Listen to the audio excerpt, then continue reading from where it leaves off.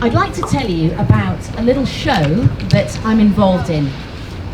It's going to be so much fun. It's a pantomime called Mother Goose, which features, obviously, an enormous egg. Right, guys, this is a massive moment. Mother Goose will be travelling to Brighton, to London, and thence round the country.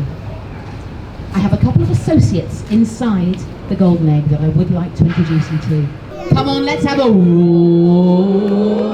Here we go, it's spring-loaded. The door will come up. Here we go, ladies and gentlemen.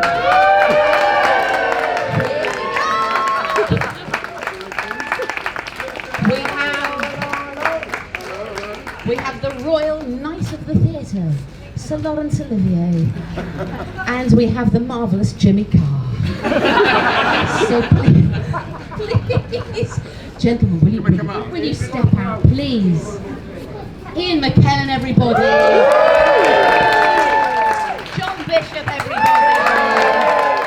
Panto's about belly laughs, isn't it? And it's about laughs that everyone can enjoy, and it's about double entendre. We love double entendre. I did a panto with Mel about 12 or 13 years ago, 15 years ago. Yeah, and I was met 15. The American actress, yes, I wasn't born.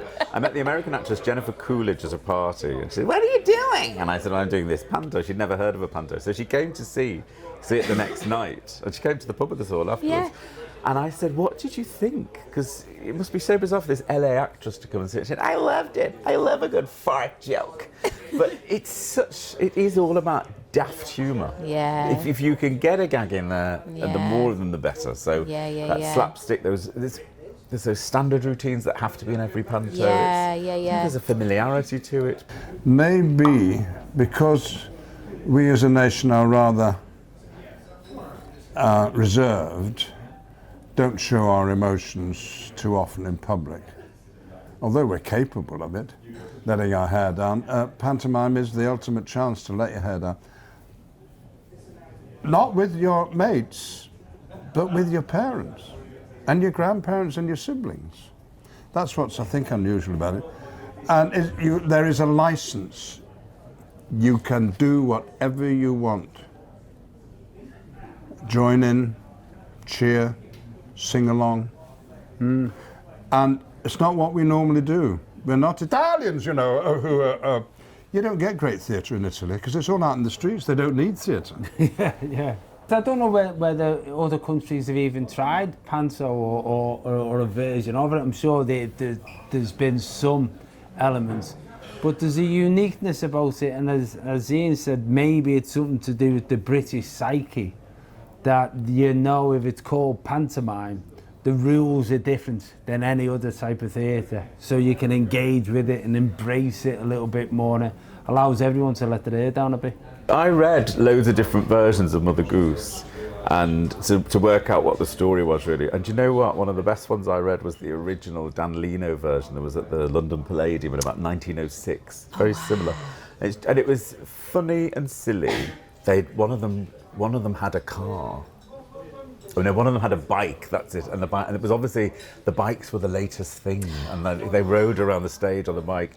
So even though it was millions of years later, I still understood what was relevant to them. That was quite inspirational to me, actually. And the shock of seeing a bike on a stage in 1906. Would have been building up into a car.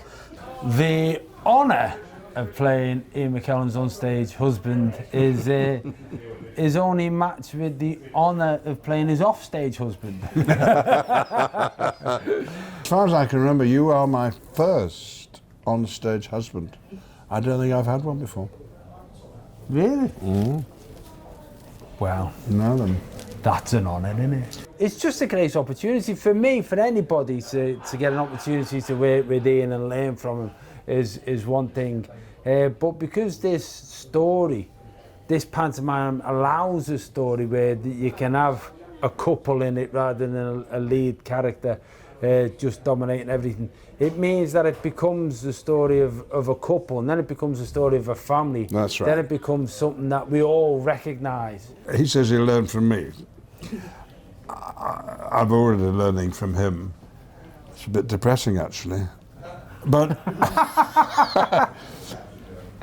Yes, we're coming together. And that's the Christmas pudding side of pantomime. You throw lots of things into the mix, and it works better if the people in the mix really want to be there and are appreciative of everybody else's efforts. And that isn't always true of pantomimes, but it's, I detect true of this one, that we're all up for it.